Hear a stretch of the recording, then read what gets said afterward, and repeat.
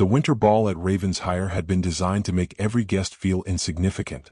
Beneath 3 tiers of crystal chandeliers, candlelight poured over polished marble, gilded mirrors, and a restless sea of silk. Diamonds flashed at throats, pearls trembled beneath powdered hair, black evening coats moved with measured elegance between columns wrapped in white roses. Yet for Lady Eleanor Whitmore the splendor offered no comfort. She knew precisely where she stood in that glittering hierarchy, welcome enough to decorate an evening, but poor enough to be forgotten when the music ended. She entered on the arm of an elderly acquaintance of her mother's, wearing a modest ivory gown whose beauty depended upon its simplicity.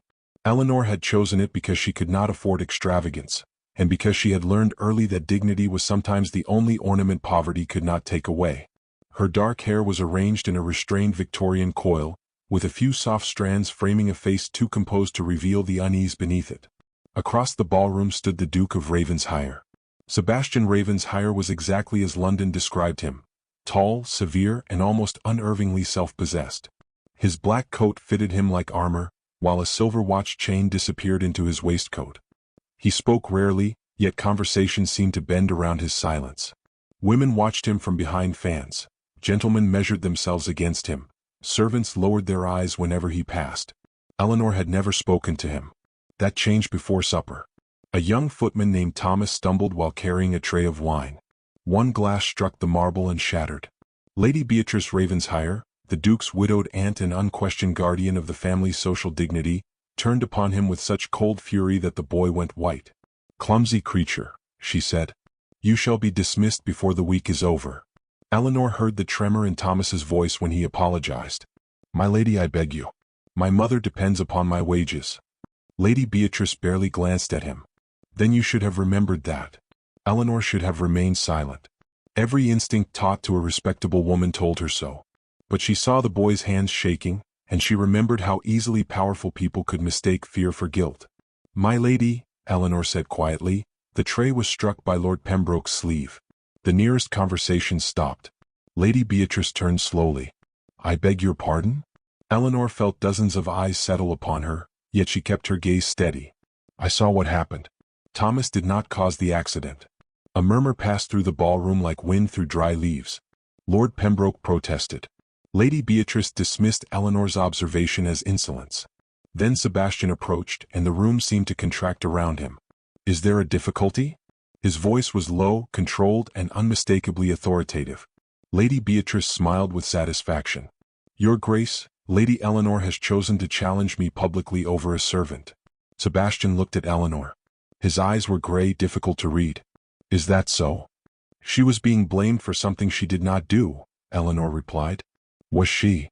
Eleanor hesitated only long enough to understand the danger of answering. "Yes, Your Grace." Something flickered across his expression, perhaps surprise at her certainty. But his aunt's reputation had been questioned before half the county, and Sebastian's pride answered before his curiosity could. "Then you will apologize to my aunt." The word struck harder than Eleanor expected. She glanced around. Some guests lowered their eyes, pretending compassion. Others leaned closer, hungry for spectacle. "For speaking the truth?" she asked. "For causing a public insult?" Eleanor's face warmed, but she refused to bow her head. "I intended no insult." "That is irrelevant." The Duke's tone sharpened. "Apologize or leave, Lady Eleanor." Silence settled over the ballroom. For one aching moment, Eleanor considered obedience. Her mother needed friends among these people. Their household needed every opportunity offered by respectable society. One apology could purchase a measure of peace. But then she saw Thomas standing beside the broken glass, his future apparently worth less than the pride of a woman wearing diamonds. Eleanor lifted her chin. "Your Grace, I would rather lose a palace than lose the one thing a woman of my position still possesses, her word." Someone inhaled sharply. Sebastian stared at her. She curtsied, not submissively but with impeccable courtesy. "Good evening, Your Grace." Then she walked away. The music resumed, though the melody sounded strangely brittle. Eleanor crossed the ballroom without looking back, carrying her humiliation as carefully as a woman might carry a wounded bird. She reached the terrace doors and stepped into the rain. Cold drops struck her cheeks before the tears could. Behind her, Sebastian remained motionless. He had expected tears, pleading, perhaps a frightened apology. Instead, she had surrendered his approval without surrendering herself. He found the discovery deeply inconvenient. When he finally followed her, he found Eleanor beneath the stone arcade, one hand gripping the railing, the other pressed against her lips. Her shoulders trembled. Yet when she heard his footsteps, she straightened immediately. "You should not be here," she whispered. "I might say the same. I am leaving." "Because I ordered you to? Because you believed her?" The answer landed with unexpected force. Sebastian studied her face and saw no ambition there, no calculated attempt to win his sympathy. Only hurt, carefully concealed beneath composure. Then his gaze fell to the small leather satchel beside her. A corner of an old document protruded from it. He recognized the red wax seal at once. It bore the crest of Ravenshire. His expression changed. "Where did you get that?" Eleanor looked down, suddenly afraid. "I was hoping," she said softly, "that I would never have to tell you." Thunder rolled beyond the gardens, and Sebastian understood that the humiliating quarrel inside the ballroom had been nothing but the beginning. Whatever truth Eleanor carried beneath her coat was connected to his family, and perhaps to a secret that had survived for years longer than either of them knew. By morning, the story had already escaped Ravenshire. London had a talent for turning one evening's discomfort into a week's entertainment, and by breakfast the fashionable drawing rooms were repeating a distorted version of what had happened. Lady Eleanor Whitmore had insulted the Duke's aunt. Lady Eleanor had challenged the Duke himself. Lady Eleanor had apparently forgotten her position. Each version grew more extravagant as it passed from one jeweled mouth to another. Eleanor heard none of it directly. Her mother did. At their modest house, Mrs. Whitmore folded a letter with trembling fingers and placed it beside the tea things. "They say you behaved disgracefully." Eleanor looked toward the rain-darkened window. "Did they say why?" Her mother hesitated. "No. They rarely do." That answer hurt more than the gossip. Eleanor had spent years learning that society did not require a woman to be guilty before punishing her. It required only that she be inconvenient. Her defense of a frightened servant had become insolence because she had spoken before people who believed rank was a substitute for truth. Yet beneath the humiliation lingered another memory: Sebastian Ravenshire standing beneath the terrace arch, staring at the old document in her satchel as though he had recognized something he feared. She had not shown it to him. Not yet. 3 days later, a sealed parcel arrived without a sender. Eleanor opened it beside the fading fire in her mother's sitting room. Inside lay a small silver locket, blackened slightly with age, its surface engraved with a single rose. Her breath caught. She knew that rose. It had appeared on the stationery of her father's family for as long as she could remember. With trembling fingers she opened the locket. A miniature portrait stared back at her. The woman was young, pale, and solemn, with dark eyes unmistakably like Eleanor's own. Around the miniature was a narrow inscription: "Clara Whitmore, beloved sister of Lord Edmund Ravenshire." Eleanor rose so quickly that her chair scraped the floor. Her father had spent his final years insisting that his sister Clara had been erased from the Ravenshire family records after a dispute over an inheritance. Everyone had treated the story as bitterness born from disgrace. But this was not bitterness. This was evidence. At the bottom of the parcel lay a folded note. "You were right to speak. Nothing more." Eleanor read the sentence twice. Then a carriage stopped outside. Sebastian had come. He entered without ceremony, removed his gloves, and remained standing near the doorway. He looked more tired than he had at the ball, as though 3 nights of searching had stripped some certainty from him. "You have something belonging to my family," he said. Eleanor held the locket in her palm. "And you have questions." "I have many." "Then ask them." His gaze settled upon her face. "Where did you obtain the document?" "My father left it among his private papers." "Why did you not tell me?" "Because I did not know whether you wanted the truth or merely a convenient explanation." The word struck him. Sebastian approached the table. "Lady Eleanor, my family has endured enough scandal without you adding another accusation." "I have added nothing. I have concealed nothing. I merely refused to condemn a servant for an accident I witnessed." "And the papers?" "I believe they concern an old wrong." "Against Ravenshire?" "Against my father." Silence stretched between them. Sebastian's expression hardened. "You expect me to believe that my family ruined your father's name?" "I expect nothing from you." Her answer disarmed him. She placed the locket on the table. "My father believed your family had taken what belonged to Clara Whitmore. He died believing the truth would never matter because no one powerful enough would listen." Sebastian stared at the miniature. "Clara," he whispered. "You know her?" "My grandmother spoke of her once." Eleanor's pulse quickened. What did she say? That Clara left the family willingly. Did she? I do not know. For the first time, uncertainty entered his voice. The next morning, Sebastian ordered the Ravenshire archives opened. Old ledgers, inheritance papers, correspondence, and legal memoranda were brought from locked cabinets into the library. Dust rose beneath the lamplight as he searched through decades of family history. Eleanor was not present, but he found her father's name. Then he found something else. A payment had been made to a solicitor immediately before Edmund Whitmore was accused of fraud. The solicitor's name belonged to a man Sebastian knew. His own father's former advisor. Sebastian closed the ledger slowly. The scandal was no longer Eleanor's burden. It was Ravenshire's. But before he could confront anyone, Lady Beatrice entered the library. Her gaze fell upon the open ledger. Sebastian, she said softly, what exactly have you been looking for? He shut the book. The truth. Her expression changed. And for the first time in his life, the Duke saw fear in his aunt's eyes. She moved toward the desk, but Sebastian placed one hand upon the ledger. Do not, he said. Lady Beatrice stopped. You have always taught me that Ravenshire survives because its secrets remain buried. I taught you that reputation matters. Perhaps, he replied, but I am beginning to wonder whose reputation you meant to protect. Her silence answered more than denial could. He dismissed her. When the door closed, Sebastian remained alone beside the fire, remembering Eleanor's face beneath the rain. He had thought her reckless. Now he feared she had been courageous enough to uncover what he had been too comfortable to question. That evening, Eleanor received no letter from him. Instead, another whisper reached her through a frightened acquaintance. Lady Beatrice had begun telling London that Eleanor possessed stolen Ravenshire property. By midnight, the accusation had become a scandal. The following afternoon, Eleanor was refused entry to a charitable committee. No explanation was offered. The secretary murmured, "It is unfortunate, my lady." Eleanor understood. Someone wanted her silent, and someone was willing to destroy her reputation. For 2 days, Eleanor endured London's whispers without answering a single one.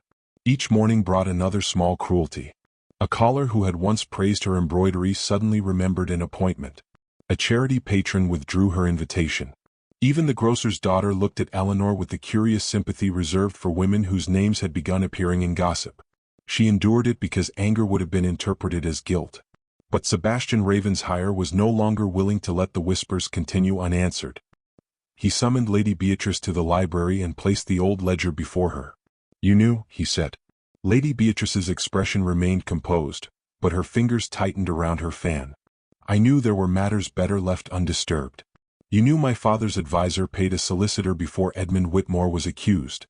I knew your father believed he was protecting this family. By destroying an innocent man? Her silence was answer enough. Sebastian felt something inside him fracture. He had spent his life treating family loyalty as sacred, yet suddenly he saw how easily loyalty could become cowardice when it demanded silence. You will tell me everything. Lady Beatrice looked at him with weary disappointment. And when you learn what the truth costs, Sebastian, will you still want it? Yes. She left without replying. That night, Sebastian found Eleanor alone in the library. The fire had burned low, painting the room in amber shadows. Rain whispered against the tall windows, and the scent of damp roses drifted from the terrace. Eleanor stood beside the mantel, holding the silver locket. I thought you might come, she said. I should have come sooner. She looked at him carefully. Why? Because I owe you an apology. The words seemed almost strange in his mouth. For ordering you to apologize at the ball, he continued. I was wrong. Eleanor lowered her gaze. You were protecting your aunt. I was protecting my pride. That confession silenced her. Sebastian removed his gloves and placed them upon the table.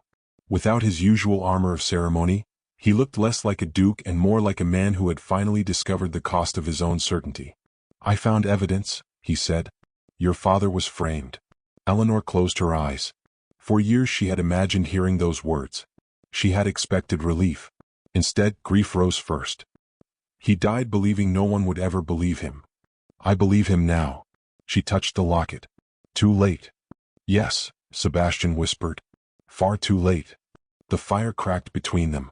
Eleanor turned toward him. Do you know what frightened me most that night? That I would have you removed from Ravenshire? No. That for one moment I thought you might understand me. Sebastian's expression changed. I wanted you to see that I was not trying to embarrass your family. I was trying to stop an innocent boy from being punished. I know. You did not then. No. The honesty hurt more than an excuse would have. Sebastian stepped closer. I have spent years believing affection makes people weak.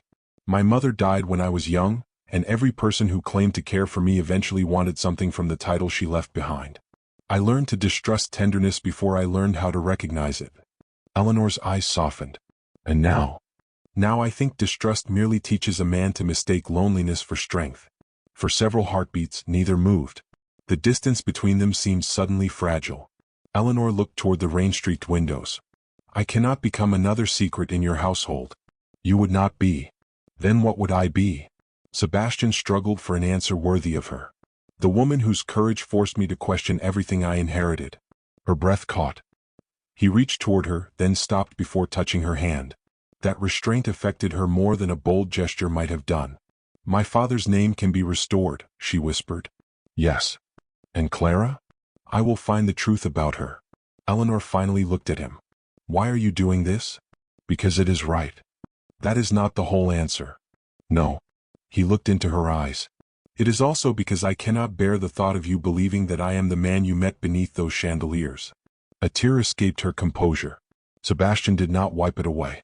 He understood that some wounds should not be touched without permission. I am afraid, Eleanor confessed. Of me. Of hoping. Those two words stripped the last distance from the room. Sebastian's voice softened. Then do not hope for promises I cannot keep. Hope only that I will prove myself. Eleanor nodded. For the first time, trust passed between them without being spoken.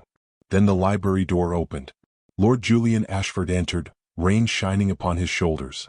I have found the missing correspondence, he said. Sebastian turned. Julian placed several folded papers upon the desk. The solicitor who received the payment was not acting alone.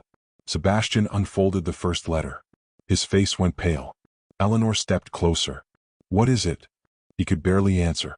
It bears Lady Beatrice's seal. The room seemed to lose its warmth. Eleanor stared at the papers, then at Sebastian. You said she protected the family. I was wrong. Julian lowered his voice. There is more. Sebastian looked up. The final letter was written the night Clara disappeared.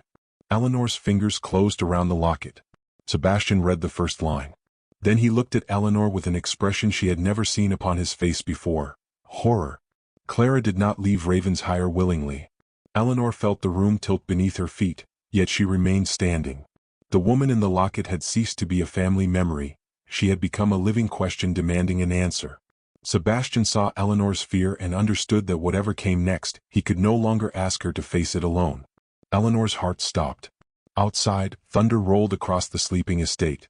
And somewhere within Ravenshire Manor, a truth buried for decades had finally begun to breathe. Before dawn, Sebastian had read every letter twice. The rain had stopped, leaving the windows silvered with moisture and the gardens dark beneath dawn. Eleanor understood that whatever Sebastian chose now would determine more than his family's future. It would determine whether the courage she had shown had been answered by courage. Sebastian felt the weight of that choice. He had inherited a title, an estate, and a name, but he had never inherited the right to decide which innocent people must suffer for their preservation. Eleanor stood beside the desk, one hand closed around Clara's locket, while Julian remained near the door with the grim patience of a man who understood that certain truths could alter an entire family. Clara had not abandoned Ravenshire. She had written that she feared for her life after discovering that the inheritance papers had been altered. She intended to confront Sebastian's father, but before she could do so, she had been taken away under the authority of someone bearing the family seal. Lady Beatrice had signed the order. Sebastian stared at the signature until the ink seemed to burn. I will speak with her. Eleanor caught his sleeve. Not alone. He looked down at her hand. It trembled, but she did not release him. No, he said quietly. Not alone. They found Lady Beatrice in the blue drawing room, dressed in black silk, already waiting as though she had expected the confrontation.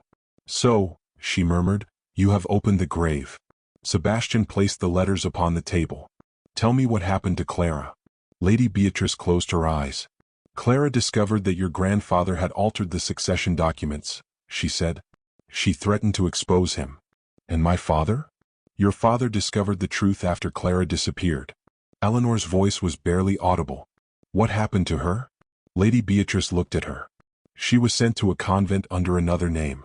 Your father arranged it because he believed the scandal would destroy everyone. Did he know she was innocent? Yes. Eleanor closed her eyes. Her father had spent his life carrying shame for a secret he had tried to protect. Sebastian's voice hardened. And the forged papers? Lady Beatrice swallowed. Your father's advisor created them. I allowed the lie to remain because I believed Ravenshire could not survive the truth. Sebastian stepped back as though struck. You allowed an innocent man to die disgraced. I believed I was saving you. No, he said. You were saving the title.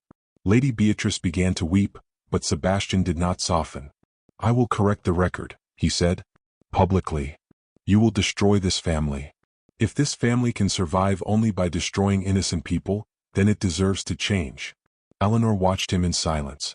This was the man who had once ordered her to apologize before an entire ballroom. Now he was willing to stand before that same society and admit that his family had been wrong. Ravenshire opened its doors for a gathering of England's most influential families. Sebastian waited until every conversation had faded. My friends, he began, I have summoned you here because my family has carried a falsehood for many years. A murmur passed through the hall. He raised the original documents. My father did not expose Edmund Whitmore as a fraud. He participated in concealing the truth. Eleanor felt her breath catch. Sebastian continued, his voice steady. Lady Eleanor Whitmore was accused of dishonoring this house because she spoke against an injustice. She was right. No one moved. I ordered her to apologize. His gaze found Eleanor. I was wrong. Lady Beatrice sat motionless, tears shining in her eyes. Sebastian placed the final letter upon the table. My family's reputation was protected at the cost of another family's dignity. That ends tonight. A gentleman near the front rose. Your Grace, do you understand what you are admitting? Yes. You could lose influence. Yes. Your political alliances? Yes. And perhaps your position? Sebastian looked toward Eleanor. For the first time, I understand that a title is not worth possessing if it requires a man to become unworthy of it. Silence followed. Then Lord Julian stepped forward with witnesses and legal records confirming the deception. Edmund Whitmore's name would be restored. Clara's disappearance would be investigated. The forged inheritance would be challenged. And Ravenshire would carry the shame it had spent decades forcing upon others. When the hall finally emptied, Eleanor found Sebastian alone beneath the chandeliers. You have lost much tonight, she said. He looked at her. Not everything. She understood. Yet she could not allow herself to believe too quickly. Why did you do it? He came closer but stopped before touching her. Because I remembered the woman standing in the rain after I ordered her to apologize. Eleanor's eyes filled. You were furious with me. I was furious because you made me see myself. His voice broke slightly. I thought power meant never being contradicted. You taught me that a man who cannot hear the truth is not powerful at all. Eleanor looked toward the doors. I am still afraid. So am I. The admission surprised her. Sebastian offered his hand. Then perhaps we may be brave together. She stared at his hand for a long moment before placing hers within it. His fingers closed gently around hers. Then a servant hurried into the hall carrying a sealed letter. Your Grace, this arrived moments ago. Sebastian broke the seal. His eyes moved across the page. Eleanor watched the color leave his face. What is it? He handed her the letter. It contained only one sentence. Clara Whitmore is alive, and she has asked to see the woman who finally told the truth. Eleanor looked up. Sebastian was already reaching for his coat. For the first time they left the ballroom together, not as Duke and scandalous guest, but as two people walking toward a truth that could change them both. They found Clara Whitmore 3 days later in a quiet convent beyond the northern hills, where winter seemed to have forgotten the world. The journey had been long, the roads nearly impassable beneath February rain, yet Eleanor scarcely noticed the cold. She sat opposite Sebastian inside the dark carriage, Clara's silver locket clasped between her fingers, while every mile carried them closer to a woman Eleanor had mourned without ever knowing. Sebastian had scarcely spoken since receiving the letter. He was no longer the impenetrable Duke who had commanded an entire ballroom into silence. Something gentler had entered his face, something almost vulnerable. If she refuses to see me? Eleanor asked. She will not refuse you. You cannot know that. No, he admitted. But I know why she asked for you. Eleanor looked at him. Why? Because you were the first person in decades to speak her truth without knowing her. The carriage fell silent again. When they arrived, Clara was waiting in a small parlor warmed by a coal fire. Eleanor stopped at the threshold. The woman before her was elderly now, her dark hair streaked with silver, but the eyes were unmistakable. They were the same eyes painted inside the locket. For several heartbeats, neither woman moved. Then Clara whispered, "You have your mother's eyes." Eleanor began to cry. "I am Eleanor." "I know." Clara crossed the room slowly. "My brother's daughter." Eleanor nodded. Clara touched her cheek. "Your father never betrayed me." "I know." Those 3 words broke something inside Clara. She wept against Eleanor's shoulder, mourning not merely the years stolen from her, but the knowledge that her brother had died carrying a secret that should never have belonged to him. Sebastian remained outside the room. He understood that some reunions belonged only to those who had suffered the same absence. When Eleanor finally emerged, Clara followed. She looked at Sebastian for a long moment. "You are the Duke." "Yes." "Your father was not cruel." Sebastian lowered his eyes. "No, ma'am. But he was afraid." Clara nodded sadly. Fear can make decent people protect terrible things. Sebastian accepted the judgment. "I intend to restore your name." "My name was never the thing I lost." "What was?" Clara looked toward Eleanor. "Time." Sebastian had no answer. There were no words capable of returning decades. But he could ensure that the remaining years were not burdened by another lie. When they returned to London, Sebastian fulfilled every promise he had made. The legal record was corrected. Edmund Whitmore's name was restored publicly. Clara was formally recognized by the Ravenshire family. The inheritance dispute was settled in Eleanor's favor, but when the solicitor presented her with the documents, she looked toward Sebastian. "I do not want this because it proves I was right." "You are entitled to it." "I know." "Then accept it because your family was denied what belonged to them." She signed. Not triumphantly. Quietly. Because Eleanor had never wanted revenge. She had wanted dignity. And dignity, once restored, did not need applause. London changed its opinion as quickly as it had formed it. The same people who had whispered that Eleanor was an insolent nobody now praised her courage. Invitations returned. Women who had once avoided her suddenly wished to call her friend. Eleanor accepted none of their admiration as payment. She had learned too well how quickly society could change its affection. There was only one opinion that mattered to her. Sebastian's. And that was precisely why she feared it. One evening, several months after the scandal, Eleanor stood on the terrace at Ravenshire beneath a canopy of climbing roses. Spring had softened the gardens, replacing winter's bleakness with birdsong and pale blossoms. She heard footsteps behind her. Sebastian stopped beside her. "You are leaving tomorrow." It was not a question. "Yes." His expression remained composed. "For London?" "For my mother's home." He looked toward the gardens. "May I ask why?" Eleanor folded her hands. "Because I have been here long enough to know that the woman who arrived as a guest is no longer the woman standing before you." "I know." "And I do not know what place remains for her." Sebastian turned toward her. "There is one." She shook her head. "I will not become another Duchess chosen because society finds me suitable. I would never ask that of you." "Then what are you asking?" He reached inside his coat and withdrew a small velvet box. Eleanor stared at it. Sebastian opened it. Inside lay a simple ring, elegant rather than ostentatious. "I am asking you to choose me." Her eyes filled. "Why?" "Because you are the first person who ever looked at me without being impressed by my title." "That is hardly romantic." A faint smile touched his mouth. "Then let me try again." He stepped closer. "I love you because you challenged me when it cost you everything. I love you because you defended a servant when no one important was watching.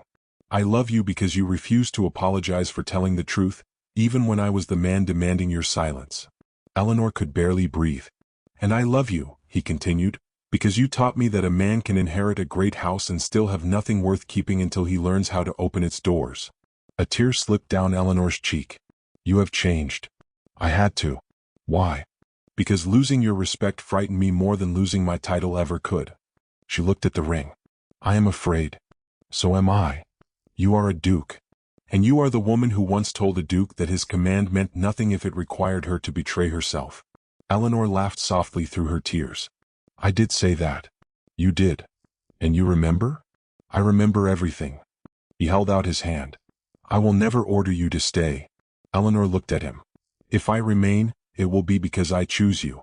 That is the only way I want you." She placed her hand in his. Yes. The word was quiet. But to Sebastian, it sounded louder than any declaration ever spoken beneath a chandelier. He slipped the ring onto her finger. Then Eleanor stepped closer, and for the first time, the restraint between them gave way to tenderness. Sebastian touched her cheek with a reverence that made her close her eyes. When he kissed her, it was not the kiss of a duke claiming what belonged to him. It was the kiss of a man grateful that the woman he had once ordered away had freely chosen to return. Months later, Ravenshire filled with candlelight once again. The same chandeliers glittered above the ballroom where their story had begun, but the atmosphere had changed. Eleanor entered wearing ivory silk, her dark hair adorned with small pearls, while Sebastian waited at the foot of the staircase. The guests watched. They always watched. But this time Eleanor did not feel judged. She felt seen. At the reception, Sebastian raised his glass. "To my wife," he said, "who taught me that silence may preserve a reputation, but truth preserves a soul." Applause filled the room. Eleanor smiled. Yet the deepest moment came afterward, when Sebastian leaned close and whispered, "Do you remember what I told you that first night?" She looked at him knowingly. "Apologize or leave." He winced. "I deserved that." "You did." He smiled. "Then let me replace it." His hand closed around hers. "Never apologize for your truth." Eleanor's eyes softened. "Not even when it is inconvenient?" "Especially then." Outside, rain began to fall softly against the windows, just as it had on the night he nearly lost her. But this time neither of them stood alone beneath it. Eleanor looked toward the glowing ballroom, toward Clara laughing quietly with Mrs. Whitmore, toward the servants moving freely without fear, and finally toward the Duke beside her. She understood then that love had not rescued her from humiliation. Truth had. Love had simply arrived afterward, carrying no command, demanding no surrender, asking only to be chosen. Sebastian pressed her hand to his heart. And the woman once ordered to apologize stood beside the man who had learned, at the cost of his pride, the most important lesson of his life. A woman may be silenced by authority for a moment, but a man who truly loves her will spend the rest of his life making certain the world hears her voice. That night, beneath the same chandeliers where Eleanor had once been ordered to leave, the Duke did not command her to stay. He simply held out his hand. And she chose to take it.